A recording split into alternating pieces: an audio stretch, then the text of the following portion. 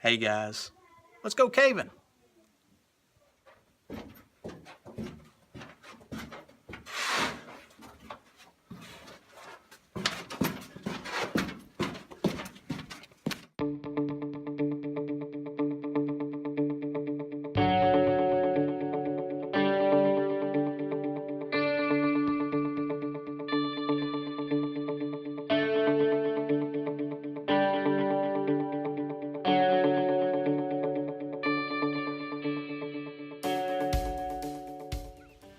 Hey everybody, welcome back. I'm Jack the Caver. Thanks for watching and tuning in. This video is going to be a quick update on the past week and a really neat story that I want to share with you. First of all, I'm out here in front of the garden, and if you want updates and know how our garden's going, make sure you check out The Caver's Wife. Her YouTube channel has a whole lot of updates and what we've been harvesting and what she's been doing with some of that stuff. So don't forget to go check out her channel, subscribe, like, please do that. Anyway, it's been a busy week for us. My daughter had a birthday, so that was a busy time. I got to do some grilling, and that's what she wanted. She wanted us to grill out. She wanted The Caver's Wife to make some really great oatmeal cream pies, and those are excellent. You should check out her blog and her recipes on those. I'll put a link in the description on how to find that stuff. Man, the sun's bright out here today. For a caver, this is too bright for a caver. Also, I had a little father-son time. He wanted to go to the range and shoot, so we had a little .22 rifle, and he absolutely loved shooting that rifle. So we had a good time doing that. And also, I got to go caving, of course, and I also got to meet a very special person and got to listen to him.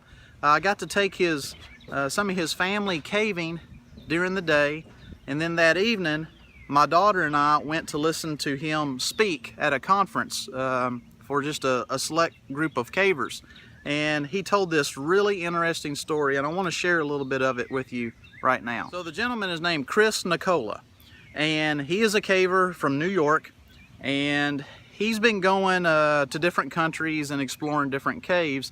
And many years ago, he went to the Ukraine to explore some of their big gypsum caves out there.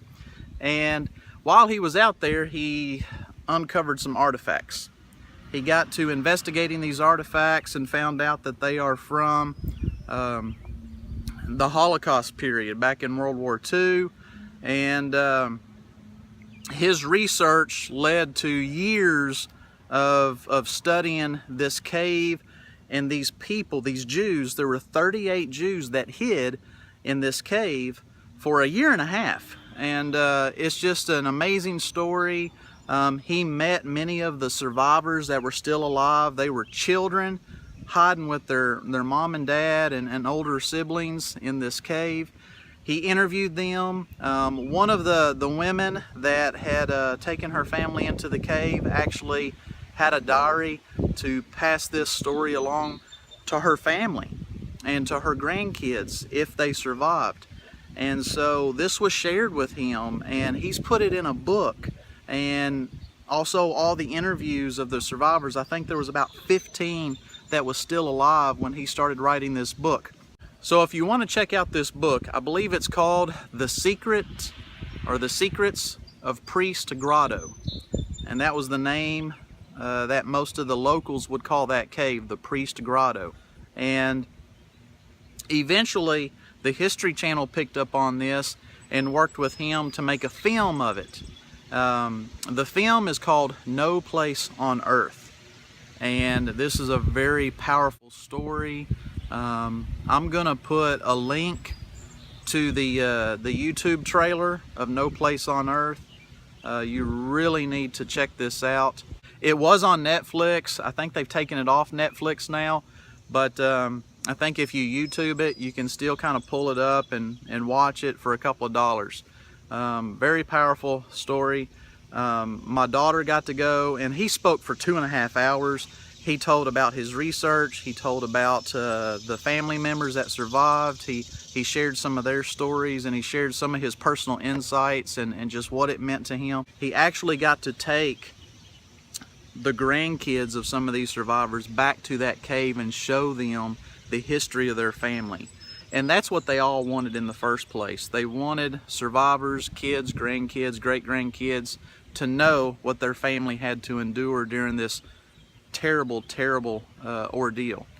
And they talked about the cave itself and how they would have to put jars under a stalactite, and water would drip into that jar, and by the end of the day, one family would have half a glass of water.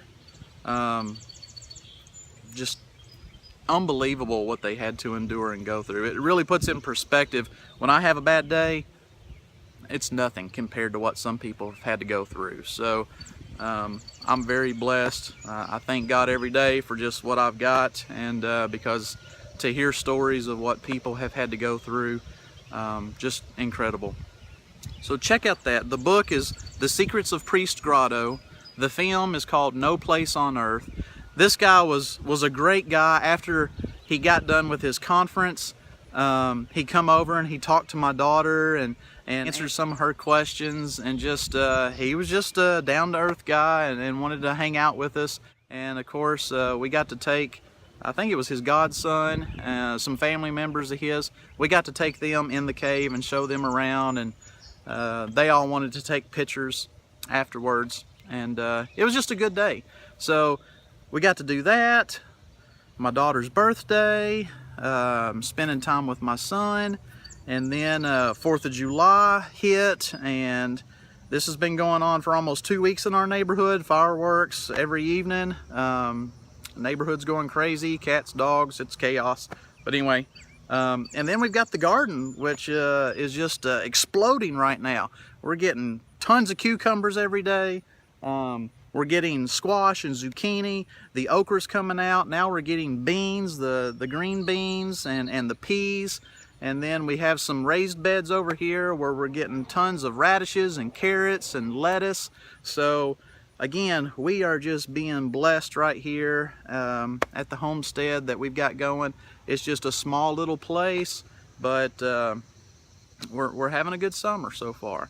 So hope you guys are doing well. Now don't forget to like the channel, subscribe, check out the links in the description below, and go check out more information on the story that I just told you about.